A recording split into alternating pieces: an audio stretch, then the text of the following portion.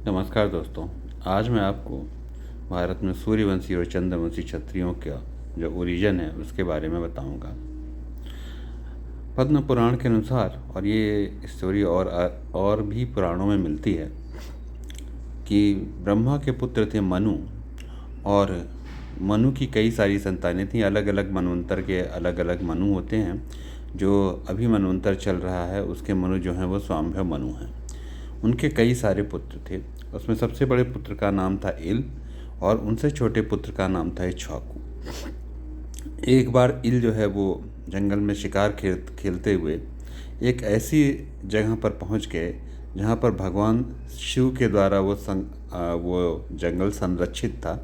और उस जंगल के बारे में ये प्रसिद्ध था कि अगर यहाँ कोई भी पुरुष आएगा तो स्त्री में परिवर्तित हो जाएगा, क्योंकि वो जंगल पार्वती जी के लिए संरक्षित किया गया था। तो जो मनु के बेटे थे इल, वो गलती से या फिर किसी अन्य वजह से वो शिकार खेलते हुए उस जंगल में प्रवेश कर गए।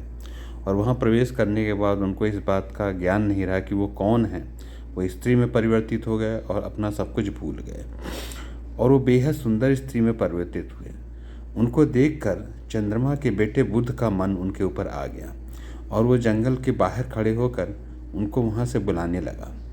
जब उन्होंने चंद्रमा के बेटे को देखा, बुध को, तो उनका मन भी उसके ऊपर आ गया। और बुध और इल ने, जब उनका नाम इल से परिवर्तित होकर इला हो चुका था, आपस में विवाह कर लिया, और उनसे 2 संतानें भी हुईं।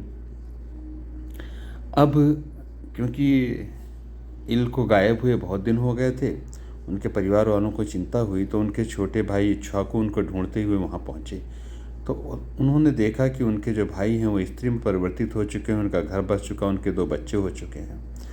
फिर इक्ष्वाकु ने भगवान शिव से आराधना की और प्रार्थना की। भगवान शिव प्रकट हुए, पर उन्होंने बोला कि देखो, जो भी इस जंगल में आएगा, ये मेरा नियम है कि वो स्त्री में परिवर्तित हो जाएगा और वापस पुरुष में परिवर्तित नहीं होगा।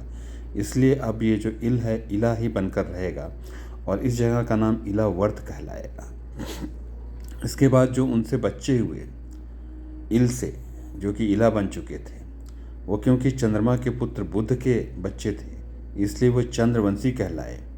और जो उनके छोटे भाई इक्ष्वाकु थे, उनसे जो बच्चे उत्पन्न हुए वो सूर्यवंशी कहलाए। इन्हीं सूर्यवंशी में भगवान राम पैदा हुए थे, जिनका वंश आगे भी चलता रहा, और उन्होंने महाभारत युद्ध में भी भाग लिया था। और महाभारत युद्ध के बाद सूर्यवंशियों का ज़्यादा उल्लेख नहीं मिलता है, उसके बाद चंद्रवंशियों का उल्लेख ज़्यादा मिलता है। तो ये रही सूर्यवंशी क्षत्रियों की और चंद्रवंशी क्षत्रियों की उत्पन्न होने की कहानी। मुझे उम्मीद है कि आप लोग को ये कहानी अच्छी लगी होगी, और आप लोगों ने इसमें काफ़ी एंजॉय किया होगा। धन्यवाद।